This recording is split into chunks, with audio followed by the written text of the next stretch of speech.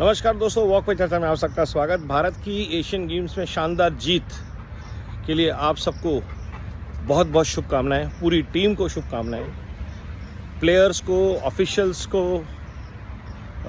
Ministries को जिन्होंने उनके लिए फैसिलिटीज और इंफ्रास्ट्रक्चर क्रिएट किया, और सरकार को जिसने ये टर्न अराउंड किया कि 50-60 साल में इतना ज़बरदस्त परफॉर्मेंस भारत का आया है पहली बार। और सबसे बड़ी बात, हर स्पोर्ट में आया है लगभग। तो ये जो अक्रॉस द स्पेक्ट्रम, और इसमें बहुत बड़ा योगदान private players like JSW foundation और सर्टन प्रोजेक्ट्स का है, जिन्होंने टैलेंट को पहचानने के लिए, ट्रेन करने के लिए रिसोर्सेज ऑप्टिमाइज़ किए, मुहैया कराए। तो इसके लिए पूरे इस पॉजिटिव इकोसिस्टम को बहुत बहुत शुभकामनाएं। ये एक नया भारत का उदय है जहाँ पे ईमानदारी से स्पोर्ट्स कल्चर को इनकलकेट किया जा रहा है ग्रास रूट लेवल पे, और ये एक दशक की ट्रांसफॉर्मेशन का परिणाम है जहाँ पे धीरे धीरे करके जितनी भी स्पोर्ट्स एसोसिएशन हैं उनमें ऑनेस्ट एडमिनिस्ट्रेटर्स को, जो स्पोर्ट्स में जिनका कुछ ना कुछ योगदान रहा हो, उनको लाया जा रहा है, उनको स्पोर्ट्स की नॉलेज है उनको लाया जा रहा है, या एटलीस्ट जिनकी ईमानदार छवि है। मंत्रियों संत्रियों उनके परिवारों को हटाया जा रहा है। क्रिकेट की बात ना करें, cricket is not no more sports in the country, it's an entertainment thing. लेकिन अगर बाकी आप सारे स्पोर्ट्स देखें तो by and large the sports ecosystem is going through major transformation.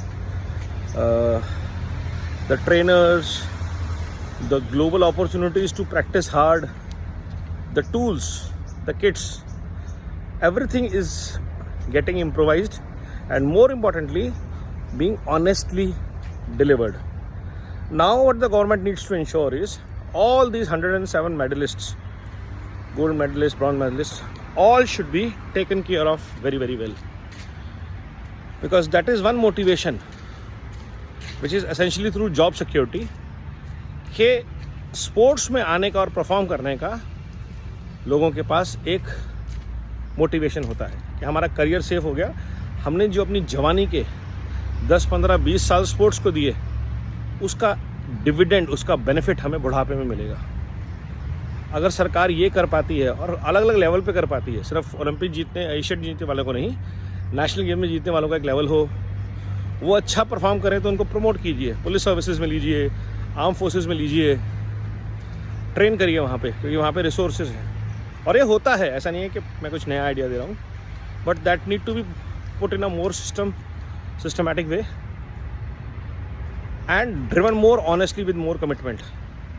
बड़े बड़े स्पोर्ट्स पर्सन हैं हमारे पास जो इन फील्ड से हैं, उनकी एकेडमीज़ रन होती हैं, उनको रिसोर्सफुल किया जाए। कॉरपोरेट्स बहुत अच्छा सपोर्ट कर रहे हैं, सरकार उनसे जुड़ के काम कर रही है। तो ये सारे चेंजेस जो है उनका नतीजा ये है कि the power of India's demographic dividend, the population is being unleashed, and sports is not the only thing in all sectors.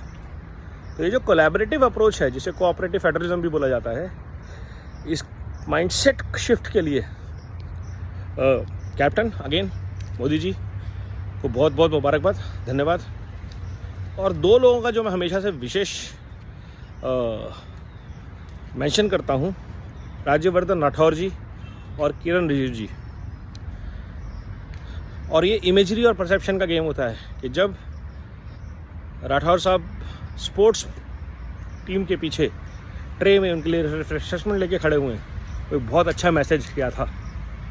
या जब किरण रिजिजू जी बच्चों के साथ फुटबॉल खेलते थे, टीम्स के साथ टेबल टेनिस खेलते हैं, या एक मिनिस्टर अप्रोचेबल होता है सॉल्यूशंस के लिए, सिस्टमैटिक ट्रांसफॉर्मेशन के लिए, और उसके रिजल्ट आते हैं। तो इन दोनों जेंटलमैन को बहुत बहुत धन्यवाद है आज की ट्रांसफॉर्मेशन के लिए। और जो भी बाकी मिनिस्टर्स आज काम कर रहे हैं मोदी जी के नेतृत्व में, उनके लिए भी। तो आइए, भारत में आपका स्वागत है, आंखें बिछाए, भारत की जनता आपका स्वागत करेगी, और मोदी जी ने तो आपको खुश करना ही है। इन्जॉय, ग्रेट वर्क, सबका बहुत बहुत धन्यवाद। भारत माता की जय। वंदे भारत, वंदे मातरम।